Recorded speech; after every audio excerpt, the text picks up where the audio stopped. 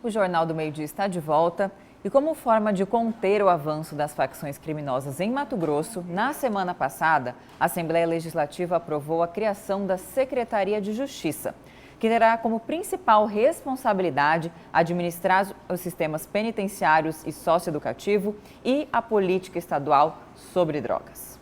E é para falar sobre esse e outros assuntos que está aqui no estúdio do Jornal do Meio-Dia o futuro secretário de Justiça, o delegado Vitor Hugo Brusolato. Boa tarde, secretário, por enquanto delegado, né? Boa tarde, delegado, e seja bem-vindo aqui ao Jornal do Meio-Dia. Muito obrigado, boa tarde, Lúcio, boa tarde, Camila. Boa tarde, boa tarde a todos. Delegado, missão difícil, espinhosa, porque é o seguinte, como é que o senhor pretende vencer o desafio de impedir aquela montanha de celulares que vive entrando no presídio? Eu estou como secretário adjunto da administração penitenciária, então eu já estou no trabalho, à frente do sistema penitenciário. E o que a gente vem percebendo, a gente fez a semana passada, a nomeação saiu semana passada, um diagnóstico nas unidades prisionais para a gente poder conhecer de perto a realidade, o problema, e poder, na sequência, ter uma estratégia, um planejamento para resolver. Nesse diagnóstico, apareceu corrupção? Olha, nesse diagnóstico, em uma semana, a gente notou faltas de protocolos, falta de procedimentos, de controle de acesso de pessoas e de objetos. Então, esse é o grande problema hoje do sistema penitenciário. Nós temos que revisar todos os protocolos e os procedimentos internos de segurança. Principalmente na Penitenciária Central do Estado, que é o nosso grande foco nesse primeiro momento, mesmo porque é o presídio de segurança máxima, onde estão líderes de facção criminosa, nós vamos já, nas próximas semanas, já implementar todas essas medidas novas, medidas de segurança, de controle e protocolos para evitar o ingresso não só de aparelhos celulares, mas de drogas, de todos os ilícitos que infelizmente vêm ingressando nas unidades prisionais. A corrupção, ela também, nós estamos atentos a isso, mas eu queria ressaltar que a grande maioria dos profissionais, dos policiais penais, são profissionais corretos, dedicados, comprometidos, que vêm fazendo um trabalho excelente. O que a gente precisa fazer é esse ajuste, mas é óbvio que nós temos que punir, sim, os corruptos e nós vamos fazer. A nova secretaria, ela tem uma estrutura com a corregedoria, isso é fundamental, principalmente agora com a Polícia Penal, uma polícia nova. Nós temos que, primeiro, estabelecer, através de um estatuto, regras claras de atribuições, de direitos, de deveres, de obrigações e, concomitantemente, implantar essa corregedoria. Uma instituição forte, ela vem com uma corregedoria forte. Agora, delegado, o senhor estava falando pouco antes do início da entrevista que possui 10 anos de enfrentamento ao crime organizado, uma expertise particular nesse sentido. E é claro que o avanço das organizações criminosas, em especial ligadas ao tráfico de drogas, é multifatorial. Mas qual será o principal ponto de atuação do senhor, da Secretaria e do Governo do Estado também, para evitar esse avanço? Qual é o cerne dessa questão hoje, da competência da sua Secretaria, que vai ser enfrentado? Nós temos dois caminhos para fazer um enfrentamento eficiente do combate do crime organizado aqui, não só no Estado, mas no país, que é a descapitalização, e isso já vem sendo feito através de investigações qualificadas por parte da Polícia Civil, das forças de segurança como um todo, e também, de forma concomitante, o isolamento dos líderes de facção, que infelizmente hoje estão presos, mas continuam liderando, ordenando, orquestrando crimes gravíssimos aqui fora. De dentro do presídio. De dentro do presídio. Então, esses dois caminhos, a gente trabalhando com as investigações de lavagem de dinheiro, buscando a recuperação dos ativos, descapitalizando, enfraquecendo essas facções, e assim com as prisões, a gente conseguindo o isolamento, que não é nada mais do que a nossa obrigação, que é o cumprimento da lei de execução penal, aí sim nós teremos condições de fazer um enfrentamento eficiente e barrar esse avanço da criminalidade organizada aqui no Estado. Delegado, os governantes não gostam, não concordam, mas o poder paralelo existe hoje aqui em Mato Grosso. A gente está cansado de ouvir o seguinte: olha, está tudo dominado. Como fazer para conter esse avanço gigantesco das facções criminosas aqui em Mato Grosso?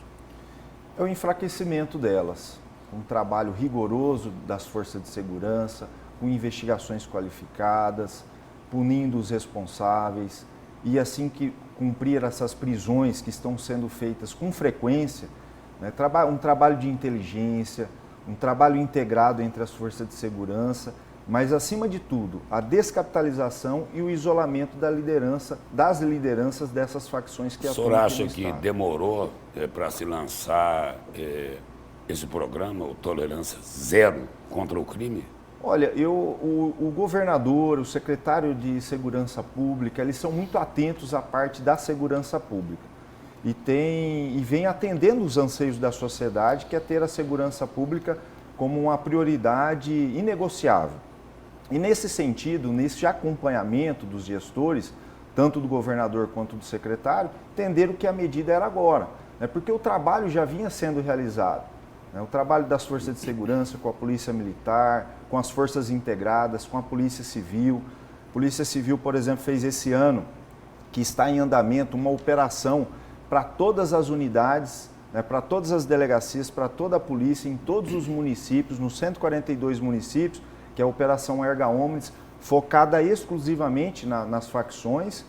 E aí, nesse progresso da política de segurança pública, o governador entendeu nesse momento, acho que está correto, e com certeza o nosso objetivo ali é, dentro de uma gestão moderna, eficiente e responsável, a gente possa conseguir, através desse trabalho integrado com as demais instituições, esse isolamento que é fundamental para esse enfrentamento. Falando em isolamento, o senhor estava comentando aqui que a prisão, né, de grandes chefes de organizações, ela é salutar, obviamente, mas isso não impede a comunicação deles com o exterior e aí eles ordenam crimes por meio de telefones celulares, não é verdade?